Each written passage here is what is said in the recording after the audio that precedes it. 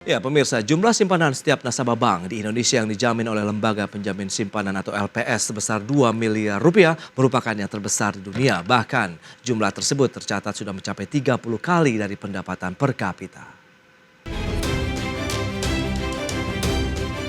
Lembaga Penjamin Simpanan atau LPS mencatat jumlah simpanan setiap nasabah bank di Indonesia yang dijamin oleh LPS sebesar 2 miliar rupiah, merupakan yang terbesar di dunia. Jumlah tersebut sudah mencapai 30 kali dari pendapatan per kapita jika dibandingkan dengan rata-rata simpanan yang dijamin di negara anggota The International Association of Deposit Insurers yang hanya sekitar 5 hingga 10 kali pendapatan per kapita. Adapun simpanan yang dijamin oleh LPS harus memenuhi 3 syarat. Pertama, simpanan tercatat pada bank. Kedua, bunga yang diberikan bank tidak melebihi LPS rate. Dan ketiga, tidak merupakan pihak yang menyebabkan keadaan bank menjadi tidak sehat.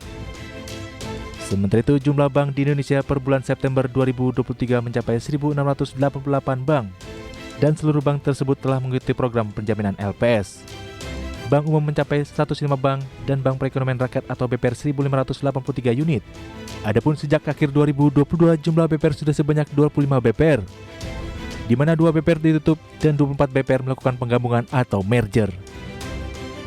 Di periode yang sama, jumlah rekening bank umum mencapai 535.119.932 dengan rekening yang dijamin penuh memiliki saldo di bawah 2 miliar rupiah, sehingga cakupan rekening yang dijamin sudah mencapai 99,94%. Sedangkan jumlah rekening di PPR mencapai 15.652.238. Dengan demikian, jumlah total yang dijamin penuh oleh LPS mencapai 15.648.506 atau sekitar 99,98%. Dari Jakarta, Tim Liputan IDX Channel. Baik pemirsa, untuk membahas tema kita hari ini, simpanan nasabah bank dijamin LPS terbesar di dunia, kita sudah tersambung melalui Zoom bersama dengan Ibu Lana Sulistianingsih. Beliau adalah Wakil Ketua Dewan Komisioner Lembaga Penjamin Simpanan. Selamat pagi, Ibu Lana. Selamat pagi Mas Pras, apa kabar? Kabar baik, Bu Lana, terima kasih juga atas waktu yang disempatkan. Tapi sebelum membahas lebih jauh ya terkait dengan penjaminan simpanan begitu nasabah bank di Indonesia, kita akan update terlebih dahulu pandangan dari LPS terkait dengan industri perbankan dan juga penjaminan simpanan ini, Bu. Silakan.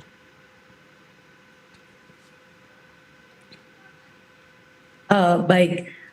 Kalau kita lihat perkembangan dari perbankan kita sejauh ini menunjukkan kondisi yang sangat stabil ya, dengan pertumbuhan dari dana pihak ketiga yang terus meningkat, masih tumbuh walaupun ada sedikit perlambatan, tetapi masih tumbuh sebesar 6%-an seingat saya ya. Dan kemudian juga kita lihat dari sisi pertumbuhan kredit juga masih bagus. Memang ada perlambatan sedikit di kuartal 3 di tahun ini.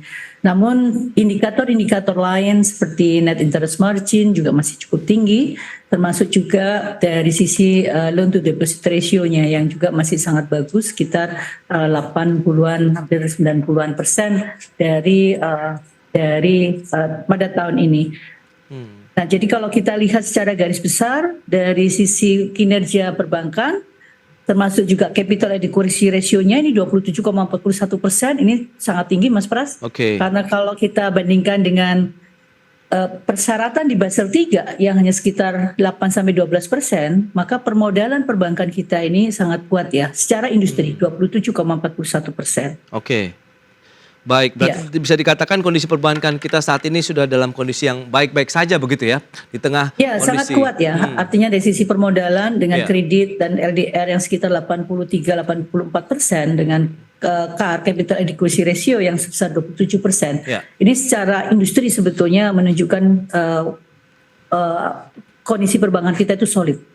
Oke, nah bicara mengenai dana nasabah di bank-bank Indonesia begitu yang dijamin oleh LPS sebesar 2 miliar rupiah begitu, ternyata ini merupakan yang tertinggi begitu di dunia. Mungkin bisa dijelaskan secara mendalam seperti apa sih realnya ada kondisinya begitu, Bu? Ya, sebagaimana mandat dari undang-undang pada LPS sesuai dengan mandat Undang-Undang Nomor 24 Tahun 2004 bahwa LPS itu sebagai penjamin simpanan nasabah. Nah, di situ ditekankan bahwa penjaminan itu minimal 90% dari total nasabah yang ada di Indonesia. Nah, kalau dari sisi nilai simpanan yang dijamin maksimum 2 miliar, ini juga merupakan keputusan dari pemerintah yang kalau kita ingat awalnya itu hanya 100 juta, bukan 100 ribu, Iya. 100 juta rupiah ya. Itu yang waktu awal sekali. Kemudian kita menghadapi, mungkin Mas Pras masih ingat di tahun 2008 kita ada global financial crisis kan. Yes. Nah di situ ada beberapa negara yang waktu itu bahkan memberikan blanket guarantee, full guarantee. Nah untuk Indonesia waktu itu tidak sampai ke full guarantee, tetapi dinaikkan dari 100 juta menjadi 2 miliar. Nah ini atas keputusan pemerintah dan disetujui oleh DPR. Nah 2 miliar itu tentu ada pertimbangannya. Atas dasar apa? Tentunya kita ingin nasabah kita itu merasa bahwa simpanan yang dijamin itu aman. Dan kita melakukan kajian berapa besaran 2 miliar itu. Kenapa muncul 2 miliar? Tentu sebagai bagian dari kajian, dan kita juga membandingkan dengan negara-negara yang lain. Nah, peers kita, negara-negara yang relatif di emerging market, itu pada saat tahun 2008 itu bahkan ada di Malaysia itu memberikan full guarantee pada saat itu. Oke. Nah, tetapi Indonesia akhirnya memilih di tengah-tengah. Berapa ini nilai yang pas? Dan kita melihat secara peers dari sisi 2 miliar itu sudah jauh lebih tinggi di atas peers kita yang kita sebut sebagai middle income countries dengan kategori dari Bank Dunia.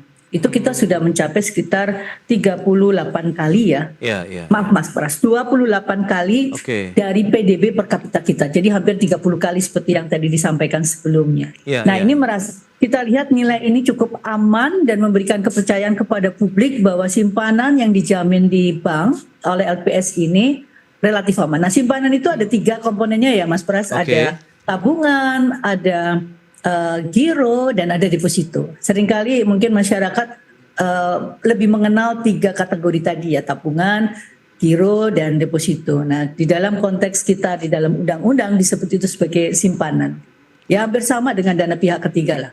Oke, itu dia ya. Ada 3 jenis dana yang dijamin, berarti tabungan, kemudian giro dan deposito. Berarti kalau kita lihat Ya. tadi sudah disampaikan dasarnya kenapa menjadi 2 miliar begitu ya jumlah nasabah atau dana nasabah begitu yang dijamin oleh LPS. Nah terkait dengan jumlah yang tadi mencakup sekitar 30 kali dari pendapatan Ya. per kapita. Sementara rata-rata simpanan yang dijamin dari negara-negara anggota misalnya di Indonesia International Association of Deposit Insurers misalnya saja hanya 5 sampai dengan 10 kali. Ya. Nah ini bagaimana Anda melihatnya?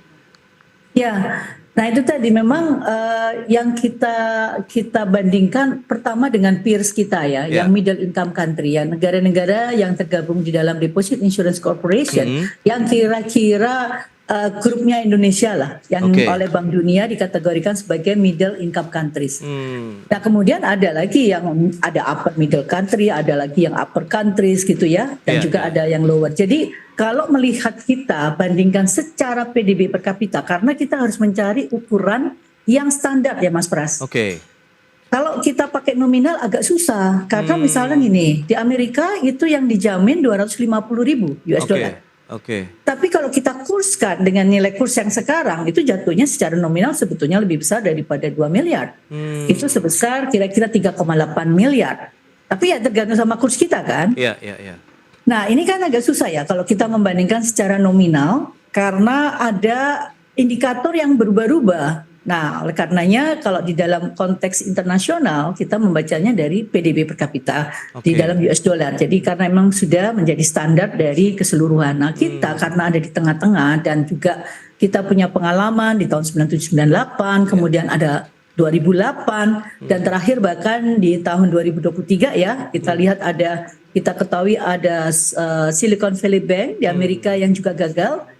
Nah, pada kondisi tertentu bisa saja ini berubah Mas Pras. Oke. 2M itu kita lihat sebagai titik yang stabil dalam kondisi waktu 2008. Nah, namun dalam perkembangannya seiring dengan pendapatan per kapita kita yang membaik. Nah, ini 2M ini sekarang juga mulai juga diminta untuk ditinjau, direview kembali apakah Oke, oke. 2M apakah bisa lebih. Nah itu dia. Lantas apa sih faktor-faktor yang menjadi salah satu pemicu misalnya nanti dari nilai 2M ini bisa ditingkatkan lagi? Apakah sesuai juga dengan kondisi yang ada? Kita akan bahas nanti di segmen berikutnya Bulana. Kita akan Oke, jeda sebentar. terima kasih. Ya pemirsa jangan beranjak dari tempat Anda. Kami masih akan segera kembali sesaat lagi. Ya, terima kasih Anda masih bergabung bersama kami dalam Market Review. Pemirsa, berikut ini kami sampaikan sejumlah data untuk Anda terkait dengan tingkat bunga penjaminan. Ya, data selengkapnya bisa Anda saksikan di layar televisi Anda. Ini periode 1 Oktober 2023 sampai dengan 31 Januari 2024. Untuk bank umum, simpanan rupiah sekitar 4,25%, kemudian simpanan valuta asing 2,25%, kemudian untuk bank Perkreditan Rakyat begitu BPR, simpanan rupiahnya sekitar 6,75%. Dan selanjutnya kita akan cermati dari sisi tabungan masyarakat bernilai di bawah 100 juta per September 2023. 1.005 triliun atau turun sekitar 1,4% year to date. Kita lihat dari tabungan masyarakat begitu yang di bawah 100 juta. Kemudian sebagian besar masyarakat pemegang tabungan di bawah 100 juta merupakan UMKM kecil hingga menengah. Itu kalau kita lihat demografi dari nasabah bank begitu ya, ataupun tabungan masyarakat. Baik, kita akan lanjutkan kembali perbincangan bersama Ibu Lana Sulistianingsih, Wakil Ketua Dewan Komisioner Lembaga Penjaminan Simpanan LPS. Baik, Bu Lana, kita akan lanjutkan kembali. Ya. Kalau dari sisi tingkat bunga penjaminan, tadi bank umum, BPR, kemudian juga ada kayaknya nih tabungan masyarakat bernilai 100 juta yang ada penurunan 1,4% secara year to date. Nah, apa yang bisa kita simpulkan dari data ini, Bu? Ya, satu hal kita terus amati Ya. mengenai perkembangan dari simpanan ini. Itu betul memang ada perlambatan ya, sekitar 1,4%. Nah, tetapi gini, kita juga lihat simpanan yang di atas 100 juta juga meningkat, Mas. Oke. Nah, ini kita berharap sih ini ada migrasi ya dari mereka yang simpanan yang di bawah 100 juta, dia masuk ke kelas yang lebih tinggi. Jadi Ya, dia ya, pindah ya. kelas ya. Pindah ke yang lebih tinggi. Tapi kalau yang 100 juta sendiri kita amati, memang betul ada perlambatan yang di bawah 1 juta. Tetapi ini sebetulnya banyak rekening yang kita sebut sebagai rekening dorman ya, Mas. Oke. Nah, ini 0 gitu ya, atau sangat kecil, atau yang dibiarkan pada nilai yang minimum. Baik, baik. Nah, ini memang harus ada check and recheck dengan perbankan. Sebetulnya yang di bawah 100 juta yang turun tajam itu karena banyak saldo yang minimum atau memang dorman. Karena beberapa waktu kita krisis, Ya. bukan krisis maaf, waktu kita COVID-19 Ya. bukan krisis ya. Maaf ini saya salah menyampaikan. Itu kan banyak bantuan langsung tunai yang diberikan oleh pemerintah yang harus yang akan diterima oleh masyarakat melalui rekening bank, Ya. betul kan? Nah, ini banyak rekening yang memang mereka buka hanya untuk tujuan itu. Oke.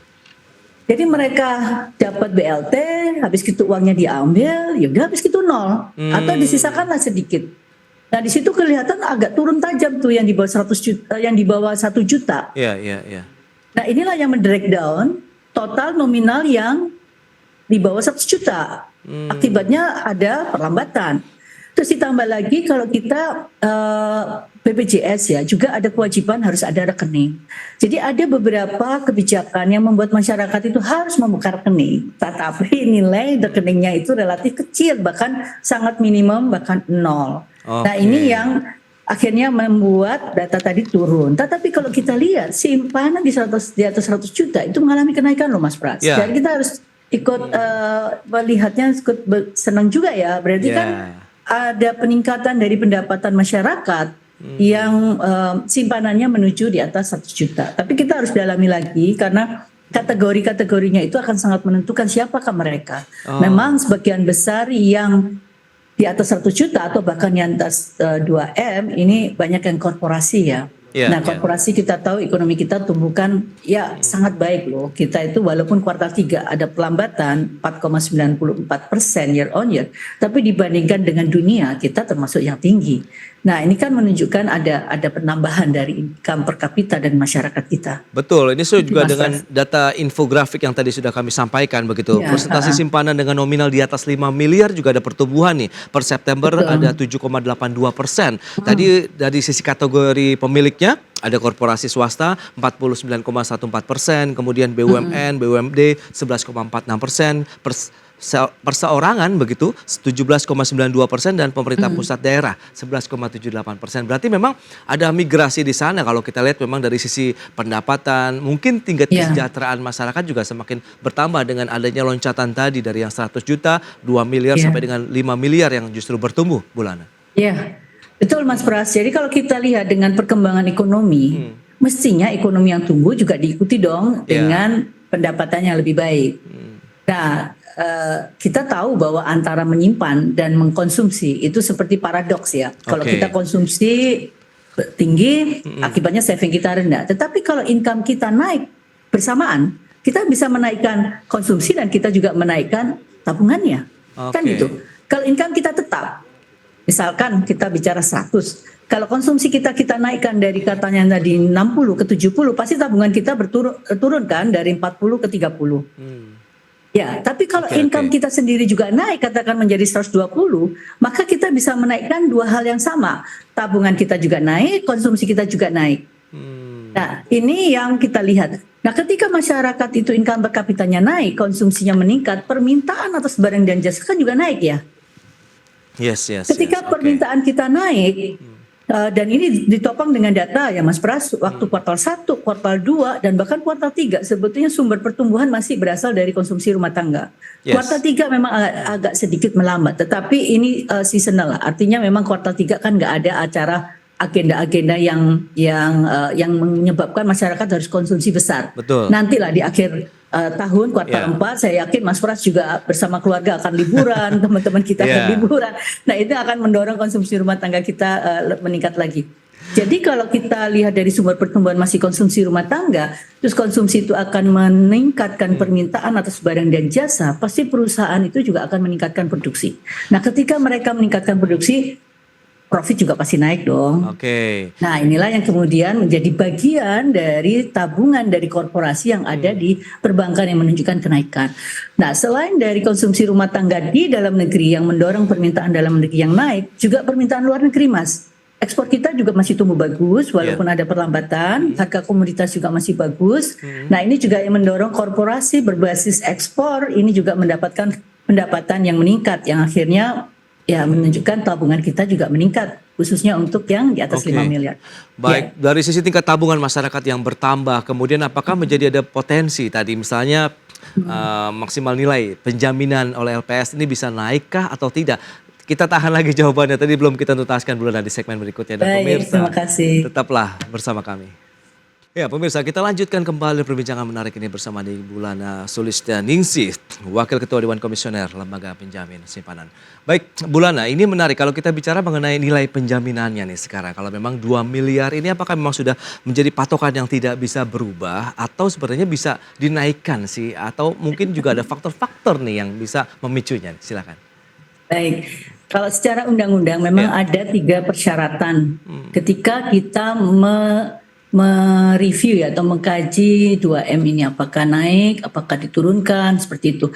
Nah, ada 3 faktor yang utama. Yang pertama, kalau ada penarikan dana nasabah dalam jumlah yang besar, katakanlah dalam 1 hari.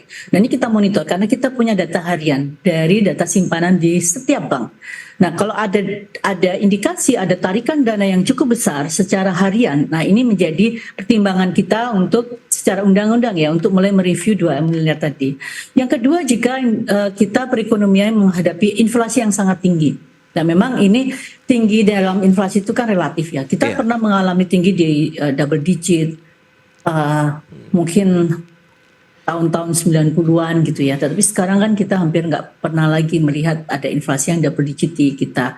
Dan inflasi kita lihat sangat-sangat terkontrol baik walaupun secara siklus mungkin ada saatnya ya kayak kemarin kan kita sempat ada El Nino yang panjang yang membuat kekeringan. Tapi inflasi kita relatif terjaga masih di kisaran 3-4%. Terus kemudian jumlah cakupan penjaminan Mas yang kita sebut sebagai kita hitung secara rekening yang dijamin oleh LPS dengan 2 miliar itu berapa persen. Disyaratkan di undang-undang itu minimal 90%. Jadi kita harus mencapai lebih dari itu. Nah, sepanjang cakupan penjaminan kita itu masih di atas 90%, itu kita masih tetap bisa melihat bahwa 2 miliar itu masih relevan, ya masih bisa valid. Nah, tentunya yang keempat kalau ada ancaman krisis. Nah, inilah yang kemudian menjadi salah satu kenapa faktor ya menjadi salah satu faktor kenapa di tahun 2008 kita mereview tuh dari 100 juta menjadi Iya. 2 miliar. Nah ini tentu ada kondisi-kondisi yang unusual ya, yang nggak normal, yang bisa menjadi pertimbangan pemerintah dan DPR untuk mereview besaran penjaminan yang 2 miliar tadi. Pada waktu Bank Silicon Valley di Amerika mengalami tekanan, di sana LPS-nya yaitu FDIC (Federal Deposit Insurance Corporation) bekerja sama dengan bank sentral Oke. memberikan cakupan penjaminan seluruh simpanan dijamin, padahal harusnya batasnya 250.000, tapi hanya untuk SVB yang dikhawatirkan akan bisa menimbulkan efek penularan pada masyarakat yang mereka akan khawatir menarik dananya dari bank-bank lain yang sebetulnya nggak perlu. Nah ini kan memang menghadapi psikologi masyarakat ini memang harus benar-benar bisa pas ya. Oke. Jadi dalam kondisi tertentu bisa saja akan ada perubahan seperti kita lihat di kasusnya di Amerika. Namun sejauh ini kalau kita lihat 3 faktor yang ditetapkan di dalam undang-undang, alhamdulillah kita bisa tetap di 2M karena faktor-faktor yang disebutkan di undang-undang tadi itu masih sangat terjaga baik. Oke, itu dia dan sudah dikatakan sejak awal memang dari sisi likuiditas perbankan kita pun sekarang masih dalam keadaan cukup sehat begitu Ya, untuk sangat menyikapi ample, Mas, dan sangat resiliensinya memadai. cukup tinggi begitu ya Ya, menyikapi kondisi global. Nah, bicara mengenai ada beberapa bank BPR juga yang bangkrut di sepanjang tahun ini. Kita tahu ada Bank Perkreditan Rakyat Bagong Inti Marga atau BPR BIM, kemudian Perusahaan Umum Daerah Bank Perkreditan Rakyat Karya Remaja Indramayu. Nah, ini bagaimana kalau kita lihat dengan kondisi yang ada seperti saat ini, Bu Lana? Ya, Mas Pras, memang dalam situasi kita misalnya satu kelompok kita gitu ya sehat semua itu pasti ada yang sakit kepala lah, ada yang sakit flu gitu ya. Ya 1-2 bank memang ada yang mengalami kesulitan. Tetapi kalau kita teliti dari perbankan yang gagal ini, yang bangkrut itu, diantaranya paling banyak ya itu isunya karena fraud. Fraud ini biasanya dilakukan oleh pemilik karena mereka salah kelola dalam arti mereka berkembang nih bisnisnya, kemudian masuk ke bisnis yang lain Mas, yang sebetulnya bukan bisnis core mereka, bukan bisnis inti mereka. Nah mungkin mereka nggak terlalu paham ya dengan bisnis yang baru, tapi mereka menggunakan dana dari perbankannya seperti kasus tahun 97-98 lah, yang banyak bank itu dijadikan cash cow ya oleh pemiliknya. Nah ini sebagian besar dari bank-bank yang bangkrut itu lebih karena fraud dari pemilik, terus kemudian adanya kredit topengan, terus tata kelola yang kurang bagus demi mendorong agresivitas pertumbuhan dari bank, maka ya kredit bisa diberikan dengan mudah, dengan agunan yang relatif kurang berkualitas. Nah jadi lebih banyak karena memang manajerial dari banknya yang bermasalah sehingga akhirnya bank itu gagal. Tapi kalau kita lihat dari jumlah BPR yang kita likuidasi sepanjang tahun dari 2020 sampai sekarang itu menurun loh Mas. Bahkan di tahun 2021 itu lebih kecil dari tahun 2020. Kalau 2020 itu ada sekitar 8 bank BPR dari BPR, kemudian 2021 itu hanya sekitar 6 ya BPR ya yang masuk ke LPS, dan 2022 itu bahkan hanya 1 loh Mas Pras BPR. Itu pun di akhir tahun yang gagal. Jadi artinya ketika COVID kita alami selama 3 tahun, bank-bank itu justru melakukan konsolidasi, betul-betul memperhatikan tingkat risiko yang ada di mereka dan mereka bisa memitigasi loh, itu malah bagus. Nah tapi ketika normal barangkali ya itu tadi lah muncul mulai agresif ya, ingin banknya tumbuh cepat. Nah ya memang proses bisnisnya aja yang rasanya kurang hati-hati, kurang bisa didukung oleh tadi misalnya agunan yang baik. Nah seperti itu. Mudah-mudahan sih kalau kita lihat dari total BPR yang ditangani LPS selama ini 118 bank dengan jumlah BPR yang 1.600 bank ya relatif belum nggak sampai 10% lah ya. Mudah-mudahan ke depan bank-bank ini makin terus belajar memitigasi resikonya dan menggunakan tata kelola yang jauh lebih baik. Nah terkait dengan bank digital yang juga gencar menawarkan suku bunga yang cukup tinggi untuk meraup nasabah, ini bagaimana? Kadang-kadang kan juga di atas tingkat suku bunga penjaminan LPS. Ya betul. Ya Mas Pras, kita menyadari ya bahwa digital bank atau bank-bank digital ini kan boleh kita sebut masih infant industry ya. Jadi biasanya memang ada apa kecenderungan memberikan insentif yang lebih tinggi lah kepada nasabah. Iya. Tapi sekarang kalau kita lihat perkembangannya sudah mulai melambat, Mas. Bunga-bunga yang tinggi itu sudah mulai turun saat ini. Oke. Yang tadinya sempat 7%, sekarang sudah di bawah, udah agak melambat, bahkan sudah mendekati tingkat bunga penjaminan LPS. Nah, tetapi kita selalu menekankan dan memberikan informasi kepada semua bank bahwa bank harus transparan kepada nasabahnya. Oke. Kalau bank memberikan tingkat bunga yang lebih tinggi daripada tingkat bunga penjaminan LPS, mereka harus menyampaikan secara terbuka bahwa Bapak, Ibu boleh nih mendapatkan bunga di atas TBP, tapi kalau ada apa-apa nggak dijamin loh oleh LPS. Nah, itu harus Oke. disampaikan. Iya, Nah, transparansi ini yang selalu kita tekankan kepada bank-bank untuk menyampaikan kepada para nasabahnya bahwa kalau di atas tingkat bunga penjaminan tidak dijamin oleh LPS. Baik, itu dia. Memang lagi-lagi pentingnya edukasi dan juga mungkin literasi dari masyarakat sendiri ya terkait nah, dengan minta tolong industri ini perbankan. kepada Mas Pras dan IDX terus menyampaikan juga bahwa kita punya TBP yang nasabah patut ketahui. Baik, Ibu Lana terima kasih banyak ini atas waktu dan sharing yang Sama-sama. sudah Anda sampaikan, luar biasa sekali dan tentunya menjadi insight juga nih bagi pemirsa ID Eksternal terkait dengan industri perbankan dan juga lembaga Yes. penjaminan simpanan sendiri. Selamat melanjutkan aktivitas Anda kembali, salam sehat Bu Lana. Terima kasih Mas Pras, terima kasih semuanya.